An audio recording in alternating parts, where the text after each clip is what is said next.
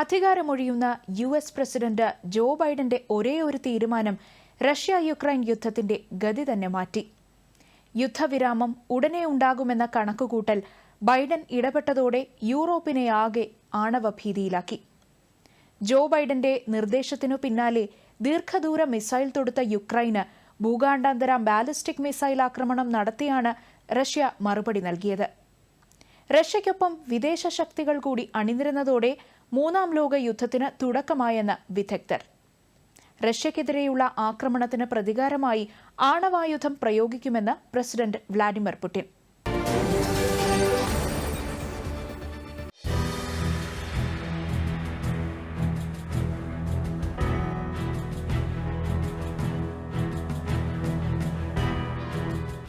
മൂന്നാം ലോക മഹായുദ്ധം ആരംഭിച്ചു. അതെ എന്നാണ് യുക്രൈൻ മുൻ സൈനിക കമാൻഡർ ഇൻ ചീഫ് വലേറി സലൂഷ്നി തെളിവ് സഹിതം ചൂണ്ടിക്കാണിക്കുന്നത്. യുക്രൈനെതിരെ ഭൂഖണ്ഡാന്തര ബാലിസ്റ്റിക് മിസൈൽ പ്രയോഗിച്ചതോടെ റഷ്യ യുക്രൈൻ സംഘർഷം പുതിയ തലത്തിലേക്ക് മാറിയിരിക്കുകയാണ്.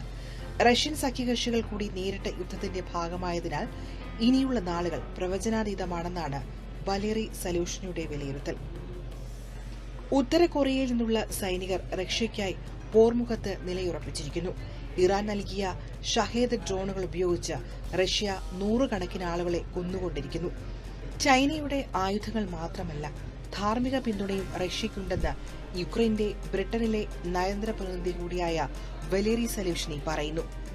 യുക്രൈന് പുറത്തേക്ക് യുദ്ധം വ്യാപിക്കാതിരിക്കാൻ പാശ്ചാത്യ രാജ്യങ്ങൾ ശ്രദ്ധിക്കുന്നില്ലെന്നും വലേറി കുറ്റപ്പെടുത്തി. വലേറിയുടെ നിഗമനങ്ങൾ ശരിവയ്ക്കുകയാണ് പോളണ്ട് പ്രധാനമന്ത്രി ഡൊണാൾഡ് ടസ്ക്. ആഗോള സംഘർഷം പൊട്ടിപ്പുറപ്പെടാനുള്ള എല്ലാ സാധ്യതകളും തെളിയുന്നു എന്നാണ് പോളണ്ട് പ്രധാനമന്ത്രിയുടെ പ്രതികരണം. മുമ്പെങ്കുമില്ലാത്ത വിധം യുദ്ധഭീതിയിലാണ് യൂറോപ്പ്. ഏതു നിമിഷവും ആണവായുധ പ്രയോഗം ഉണ്ടാകാമെന്ന ഭയമാണ് യൂറോപ്പിനെ ഗ്രസിച്ചിരിക്കുന്നത്. യുക്രൈൻ യുദ്ധത്തിനിടെ റഷ്യ അവരുടെ ആണവായുധ നയം മാറ്റിയതോടെയാണ് ആണവഭീതി ശക്തമായത്. അധികാരമൊഴിയാൻ 2 മാസം മാത്രമുള്ളപ്പോൾ യു.എസ്. പ്രസിഡന്റ് ജോ ബൈഡന്റെ തീരുമാനമാണ് റഷ്യൻ പ്രസിഡന്റ് വ്ളാഡിമിർ പുടിനെ ചൊടിപ്പിച്ചത്. റഷ്യയ്ക്ക് വേണ്ടി ഉത്തര കൊറിയൻ സൈനികർ യുദ്ധമുഖത്ത് എത്തിയതിന് മറുപടിയാണ് മിസൈൽ പ്രയോഗിക്കാൻ യുക്രൈൻ ബൈഡന് അനുമതി നൽകിയത്. ഇതോടെ യുദ്ധത്തിന്റെ ഗതി തന്നെ മാറി. ബൈഡന്റെ അനുവാദം ലഭിച്ചതിനു പിന്നാലെ യുക്രൈന് യു.എസ്. ബ്രിട്ടീഷ് നിർമ്മിത മിസൈൽ റഷ്യയുടെ ബ്രയാൻസ്ക് മേഖലയിലേക്ക് തൊടുത്തു. 33 മാസം പിന്നിട്ട യുദ്ധത്തിനിടെ ഇതാദ്യമായാണ് യുക്രൈൻ റഷ്യയുടെ സൈനിക കേന്ദ്രങ്ങളെ ലക്ഷ്യമാക്കി ദീർഘദൂര മിസൈൽ പ്രയോഗിക്കുന്നത്. 6 എണ്ണത്തിൽ 5 തകർത്തു എന്നാണ് റഷ്യയുടെ അവകാശവാദം. ഇതിനു പിന്നാലെയാണ് യു.എസിനും സഖ്യകക്ഷികൾക്കും താക്കീതുമായി ആണവ നയമാറ്റത്തിന് റഷ്യ തയ്യാറായത്. ഡ്രോൺ ആക്രമണങ്ങൾ ഉൾപ്പെടെ റഷ്യയ്ക്കെതിരായ ഏതു ആക്രമണത്തിനും പ്രതികാരമായി ആണവായുധങ്ങൾ ഉപയോഗിക്കാൻ പ്രസിഡന്റ് വ്ളാഡിമിർ പുടിന് പുതുതായി ഒപ്പിട്ട ഉത്തരവ് അനുവദിക്കുന്നു. ഒരു ആണവ രാഷ്ട്രത്തിന്റെ പങ്കാളിത്തത്തോടെ ആണവ ഇതര രാഷ്ട്രം നടത്തുന്ന ആക്രമണം സംയുക്ത ആക്രമണമായി കണക്കാക്കപ്പെടുമെന്നാണ് യുക്രൈനും അവരുടെ പാശ്ചാത്യ പിന്തുണക്കാർക്കും ഉത്തരവിലൂടെ റഷ്യ നൽകുന്ന മുന്നറിയിപ്പ്. പാശ്ചാത്യ രാജ്യങ്ങൾ നൽകുന്ന ദീർഘദൂര മിസൈലുകൾ ഉപയോഗിച്ച് റഷ്യൻ പ്രദേശത്തിനുള്ളിൽ ആഴത്തിൽ ആക്രമണം നടത്താൻ യുക്രൈനെ അനുവദിക്കുന്നത് സംഘർഷം ശക്തമാക്കുമെന്നും മറ്റ് രാജ്യങ്ങളുമായി റഷ്യ നേരിട്ടുള്ള പോരാട്ടത്തിലേക്ക് നയിക്കുമെന്നും വ്ളാഡിമിർ പുടിൻ നാറ്റോ സഖ്യത്തിന് താക്കീത് നൽകി. യു.എസ്., ബ്രിട്ടീഷ്, ഫ്രഞ്ച് മിസൈലുകൾ പ്രയോഗിച്ചാൽ പാശ്ചാത്യ സഖ്യം യുക്രൈനിൽ നേരിട്ടിടപെട്ടതായി കണക്കാക്കുമെന്നും പുടിൻ രാജ്യത്തെ അഭിസംബോധന ചെയ്യുന്നതിലൂടെ പ്രതികരിച്ചു. യുക്രൈൻ ഏതു രാജ്യത്തെ മിസൈൽ വെച്ചാണോ തങ്ങളെ ആക്രമിക്കുന്നത്, ആയുധം കൊടുത്ത രാജ്യത്തെയും ആക്രമിക്കുമെന്നും അത് റഷ്യയും നാറ്റോയും തമ്മിലുള്ള യുദ്ധത്തിൽ കലാശിക്കുമെന്നും യു.എസിനും സഖ്യകക്ഷികൾക്കും പുടിൻ താക്കീത് നൽകി. ആക്രമിക്കുന്നവരുടെ കൂട്ടത്തിൽ ബ്രിട്ടന്റെ പേരെടുത്ത് പറഞ്ഞാണ് പുടിൻ പ്രസംഗം അവസാനിപ്പിച്ചത്. മിസൈലുകളുടെ മറപിടിച്ച് യുക്രൈൻ യുദ്ധം വ്യാപിപ്പിക്കാനുള്ള തന്ത്രമാണ് പുടിന്റേതെന്ന് ബ്രിട്ടനും കുറ്റപ്പെടുത്തി. റഷ്യ ആക്രമണ നയം മാറ്റിയതോടെ പല നാറ്റോ രാജ്യങ്ങളും തങ്ങളുടെ പൌരന്മാരോട് യുദ്ധ സാഹചര്യം പ്രതീക്ഷിക്കണമെന്ന് മുന്നറിയിപ്പ് നൽകി. യുദ്ധമുണ്ടായാൽ എങ്ങനെ തയ്യാറെടുക്കണമെന്ന് വ്യക്തമാക്കുന്ന ലഘുലേഖകൾ ജനങ്ങൾക്ക് വിതരണം ചെയ്തു.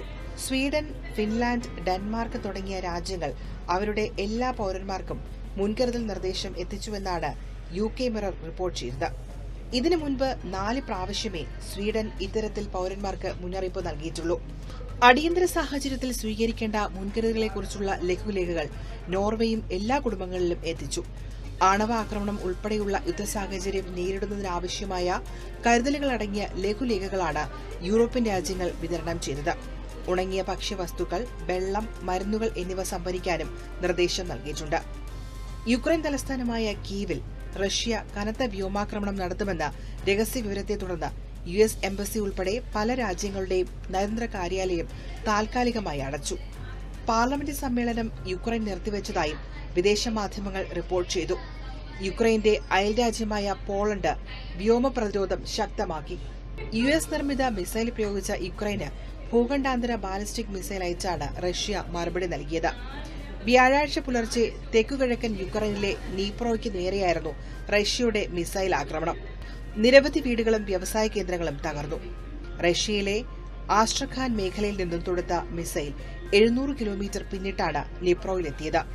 മിസൈലിന്റെ വേഗം പരിഗണിക്കുമ്പോൾ ഭൂഖണ്ഡാന്തര ബാലിസ്റ്റിക് മിസൈലാണെന്ന് സംശയിക്കുന്നതായി യുക്രൈൻ പ്രസിഡന്റ് വോളോഡിമർ സെലൻസ്കി വെളിപ്പെടുത്തി.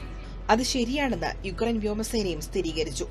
യുക്രൈന്റെ ആരോപണം ശരിയാണെങ്കിൽ ആദ്യമായാണ് ഒരു രാജ്യം യുദ്ധഭൂമിയിൽ ICBM അഥവാ ഇന്റർ കോണ്ടിനെന്റൽ ബാലിസ്റ്റിക് മിസൈൽ പ്രയോഗിക്കുന്നത്.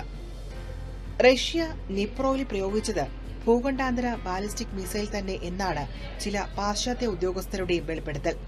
12 വർഷം മുൻപ് വിജയകരമായി പരീക്ഷിച്ച ഈ മിസൈലിന് 12 മീറ്റർ നീളവും 36 ടൺ ഭാരവുമുണ്ട്.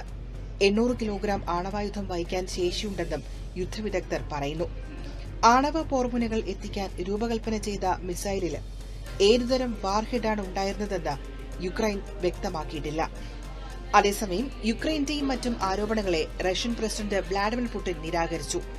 നിപ്രോയിൽ പ്രയോഗിച്ചത് ICBM അല്ലെന്നും ഒറേഷ്നിക് എന്ന പുത്തൻ മധ്യദൂര ഹൈപ്പർസോണിക് മിസൈലാണെന്നും പുടിൻ പറഞ്ഞു. സെക്കൻഡിൽ 3 കിലോമീറ്റർ വരെ വേഗതയുള്ള ഒറേഷ്നിക്കിനെ വ്യോമ പ്രതിരോധങ്ങൾക്ക് തടുക്കാനാവില്ലെന്നും പുടിൻ അവകാശപ്പെട്ടു. സംഘർഷം കണക്കിലെടുത്ത് ഒറേഷ്നിക് മിസൈലുകളുടെ ഉൽപാദനം വർദ്ധിപ്പിച്ചതായും വ്ളാഡിമിർ പുടിൻ അറിയിച്ചു. അതിനിടെ UN ഉപരോധം ലംഘിച്ച് ഉത്തര കൊറിയയിലേക്ക് എണ്ണ അയക്കുന്ന ഉപഗ്രഹ ചിത്രങ്ങൾ UK ആസ്ഥാനമായുള്ള ഗവേഷണ ഗ്രൂപ്പായ ഓപ്പൺ സോഴ്സ് സെന്റർ പുറത്തുവിട്ടു. ഉത്തര കൊറിയ റഷ്യയിലേക്ക് അയച്ച ആയുധങ്ങൾക്കും സൈനികർക്കും പ്രതിഫലമാണ് എണ്ണയെന്ന് UK വിദേശകാര്യ സെക്രട്ടറി ഡോബർട്ട് ലാമി പറഞ്ഞതായി BBC റിപ്പോർട്ട് ചെയ്തു. എന്തായാലും അവസാനിക്കുമെന്ന് പ്രതീക്ഷിച്ചിരുന്ന റഷ്യ യുക്രൈൻ യുദ്ധം ആളിക്കത്തിച്ചിരിക്കുകയാണ് ഇരുപക്ഷവും. യുക്രൈൻ മുൻ സൈനിക കമാൻഡർ ഇൻ ചീഫ് വലേറി സലൂഷ്നി മുന്നറിയിപ്പ് നൽകിയതുപോലെ യുദ്ധം യൂറോപ്പിലെങ്ങും പടരുമോ എന്നും വരും ദിവസങ്ങളിൽ അറിയാം.